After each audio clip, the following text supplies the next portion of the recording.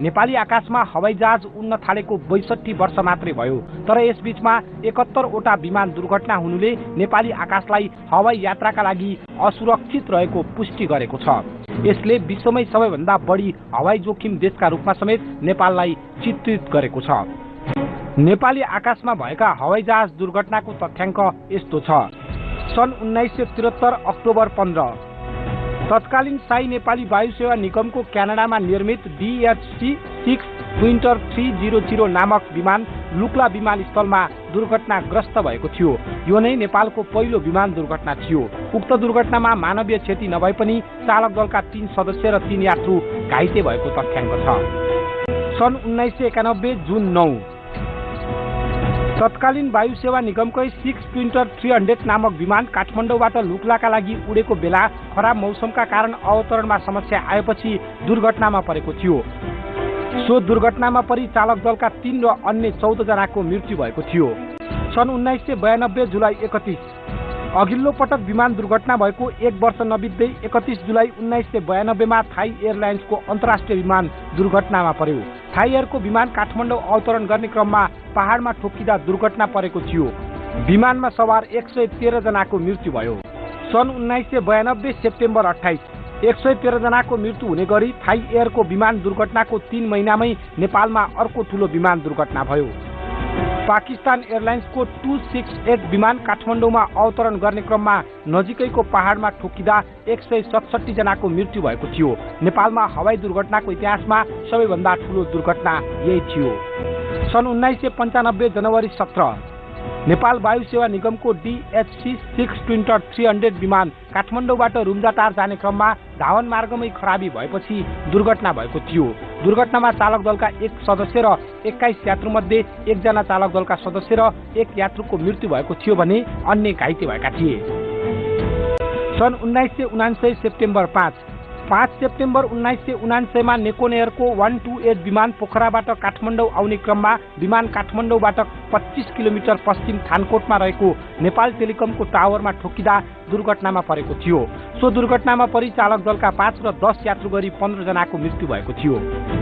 सन् 2004 मे 25 मे 2004 मा काठमाडौँबाट लुक्ला जाने क्रममा एटी एयरलाइन्सको DHC-6 विन्टर 300 नामक विमान लुक्ला विमानस्थल पुग्ने क्रममा खराब मौसमका कारण लामजुरा पहाडमा ठोक्किएर दुर्घटनाग्रस्त भएको थियो।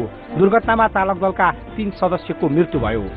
सन् 2004 अक्टोबर 1 अक्टोबर 2004 मा सीता एयरलाइन्सको डोनियर 228 विमान लुक्ला विमानस्थलमा अवतरणका क्रममा दुर्घटनामा परेको थियो।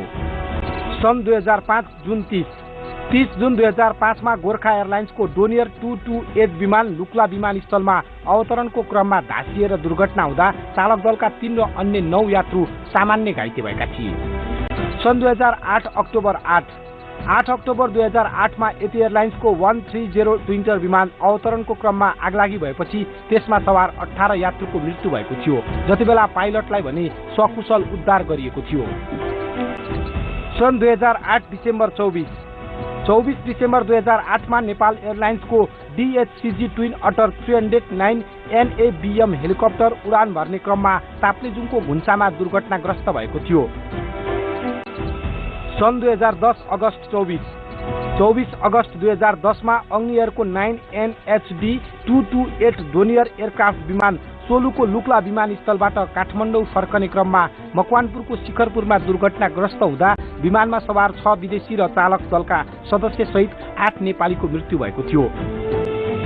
त्यो भन्दा अघि कार्तिक 21 गते लुक्लाबाट सोलुखुम्बुको आमा दबलम बेस क्याम्पका लागि उडेको फिस्टेल एयरको हेलिकप्टर बेस क्याम्प नजिकै दुर्घटनाग्रस्त हुँदा हेलिकप्टरमा सवार पाइलट सबिन बस्नेत र इन्जिनियर पूर्ण अवालेको मृत्यु भएको थियो। सन् 2010 डिसेम्बर 16 डिसेम्बर 2010 मा तारा एयरको 9NAFX नम्बरको विमान ओखलढुङ्गा जिल्लाको विलम्बु गाविसको गौरी वनमा दुर्घटनाग्रस्त हुँदा भुटानी नागरिक र चालक दलका सदस्य सहित 18 जनाको मृत्यु भएको थियो।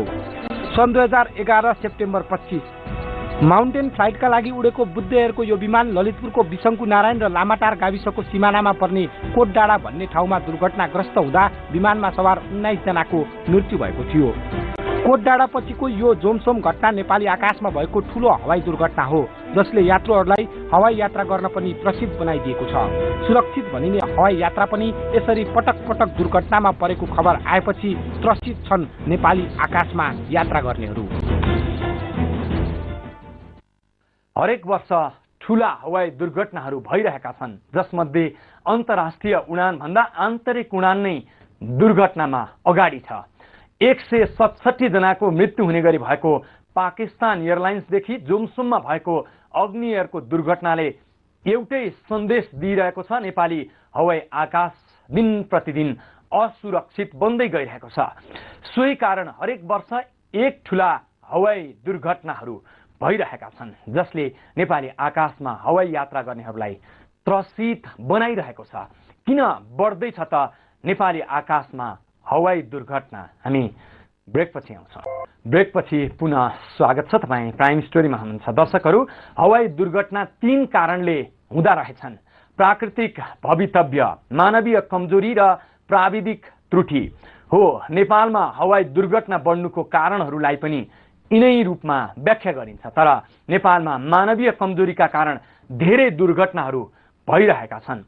नेपाल भौगोलिक दृष्टिले हवाई उडानको लागि अत्यन्तै चुनौतीपूर्ण छ।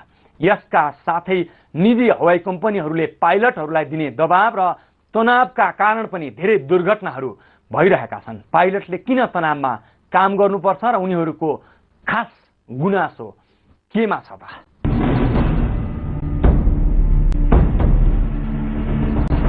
नेपाली आकाशमा हवाई जहाज उड्न थालेको आधा शताब्दी मात्रै भएको छ, तर यस बीचमा विमान दुर्घटनाको संख्या डरलाग्दो छ। करिब 62 वर्षको इतिहासमा 71 वटा विमानहरू दुर्घटना भएका छन्। छोटो समयमै यति धेरै विमानहरू दुर्घटना हुनुले नेपाली आकाश कति असुरक्षित छ भन्ने देखाएको छ। नेपाली आकाशमा विमान दुर्घटना नभएको वर्ष छैन। 62 वर्षको अन्तरालमा 71 वटा विमान दुर्घटना हुनु आफैमा डरलाग्दो तथ्याङ्क हो।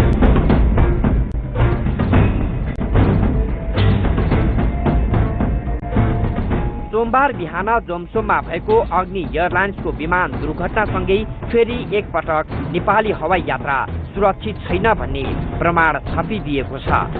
यो दुर्घटनासँगै नेपाली आकाशमा विमान दुर्घटना भएको संख्या 71 पुगेको छ भने जसमा करिब 650 भन्दा बढीले ज्यान गुमाइसकेका छन्।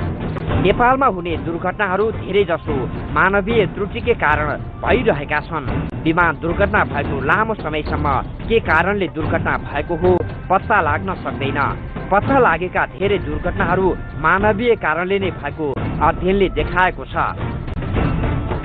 हवाई दुर्घटना कि मानवीय, प्राविधिक तथा प्राकृतिक 3 कारणले हुन्छन्, तर नेपालमा मानवीय नै पहिलो स्थानमा आउँछ। कुरो कहाँ आउँछ भने यो मानवीय त्रुटि भनेको जमिनबाट सुरु भएर जमिनमा एन्ड हुन्छ। अहिले भन्दा पनि मैले सिआरएन क्लास लिइरहेको छु, अहिले पनि क्लास चलिरहेको छ।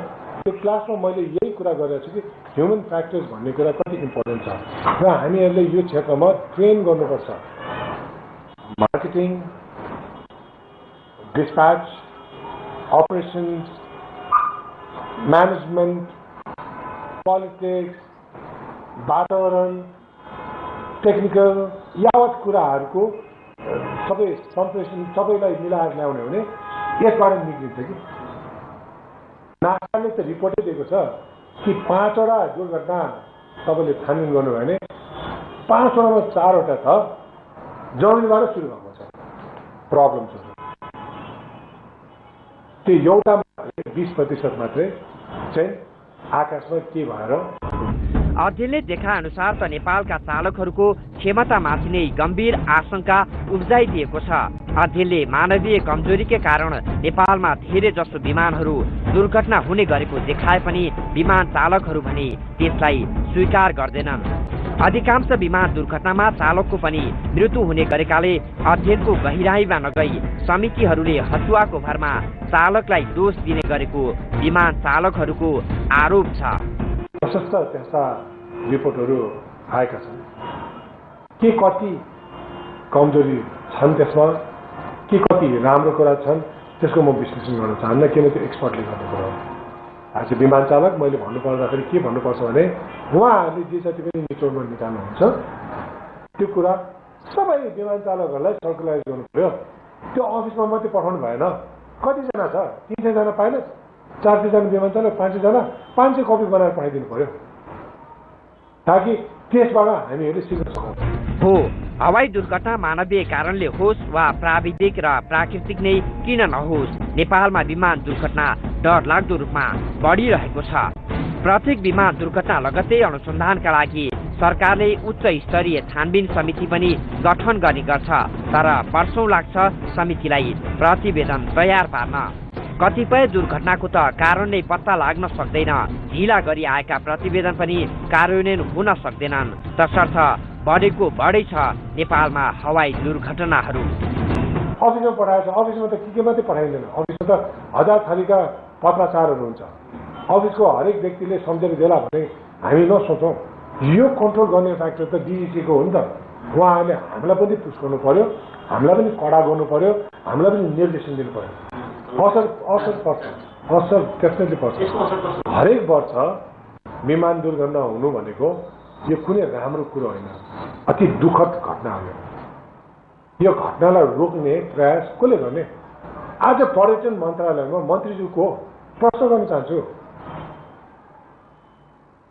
मन्त्रीविहीन मन्त्रालय छ, अब त्यसको टोली नेता को छ? कसलाई एन्सर दिने? हरेक टाइममा राजनीतिक हस्तक्षेप मात्रै गर्ने, राजनीतिकरण मात्रै गरेर ल्याएर सिस्टममै खलबल पार्नु त भएन नि। हामी नेपाली हौँ, हामी सबै एक हौँ। हाम्रो स्वास्थ्य, हाम्रो जीवन, हाम्रो सुरक्षा सरकार, नेपाल सरकारको दायित्व हो नि त। त्यो दायित्व वहन गरेर बस्नु पर्यो ठुला ठुला ओदामा व्यक्तिहरू, र उहाँले कडाभन्दा कडा नीति ल्याउनु पर्यो ताकि हरेक वर्ष यस्तो किसिमको दुर्घटना नहोस्। 31 जुलाई 1992 मा थाई एयरलाइन्सको अन्तर्राष्ट्रिय विमान काठमाडौँ अवतरण गर्ने क्रममा पहाडमा ठोक्किँदा विमानमा सवार 113 जनाको मृत्यु भएको थियो। यस्तै 28 सेप्टेम्बर 1992 मा पाकिस्तान एयरलाइन्सको 268 विमान दुर्घटनामा परि 167 जनाको मृत्यु भएको थियो। यी दुई दुर्घटना नेपालमा अहिलेसम्मकै सबैभन्दा ठूलो दुर्घटना हुन्। यसरी वर्षौनी नेपालमा डरलाग्दो रूपमा बढिरहेको विमान दुर्घटनामा नेपालको भू बनावट, यहाँको मौसम अनि पुराना विमानहरू दोषी छन्। तर सञ्चालनमा आइरहेका पुराना विमानहरू सञ्चालनमा रोक लगाउन र तिनीहरूलाई सुधार गर्नतर्फ न त सरकारले ध्यान दिएको छ, न त विमान कम्पनी नै चनाखो बन्न सकेको छ। सोही कारण अकालमा मृत्युवरण गर्दैछन् नेपाली आकाशमा हवाई यात्रुहरू। पक्कै पनि करोडौं मूल्य पर्ने हवाई जहाजमा सयौं मानिसलाई उडाउनु पर्ने काम आफैमा चुनौतीपूर्ण र संवेदनशील काम हो। यसमा न त कसैले खिलाती गर्न मिल्छ, न त सामान्य रूपमा नै लिन मिल्छ। पाइलट पेसालाई सम्मान गर्न नसक्ने र तनावमा काम गर्नुपर्ने वातावरण सृजना भयो भने त्यसले निम्त्याउने दुर्घटना कसैले कल्पना गर्न सक्दैनन्। पाइलटहरूकै गुनासोलाई आधार मान्ने हो भने अब जागिरको नाममा पाइलटमाथि दिइने तनाव र दबाव तत्काल हटाउनुपर्छ। यतिले मात्रै नेपाली आकाशमा हवाई दुर्घटना कम गराउन काफी हुने छैन। दशकौंदेखि चल्दै आएका पुराना विमानहरू कि त हटाउन सक्नुपर्छ कि त मर्मत गर्न सक्नुपर्छ। जीर्ण बनेका विमानस्थलहरू पुनर्निर्माण गर्न सक्नुपर्छ। हवाई दुर्घटनामै वार्षिक दर्जनौंले ज्यान गुमाइरहँदा अब नेपाल नागरिक उड्डयन प्राधिकरण र सरकार चुप लागेर बस्न मिल्दैन, अन्यथा यस्ता दुर्घटनाहरू बढ्दै जानेछन्। सामाजिक उत्तरदायित्व सहितको पत्रकारितामा हामी निरन्तर समर्पित रहिरहन्छौँ। प्राइम स्टोरी सम्बन्धी तपाईका कुनै पनि प्रतिक्रिया भए primestory@himalayatv.com मा इमेल गर्न सक्नुहुनेछ। आजलाई प्राइम स्टोरीबाट बिदा हुन्छौँ। नमस्ते।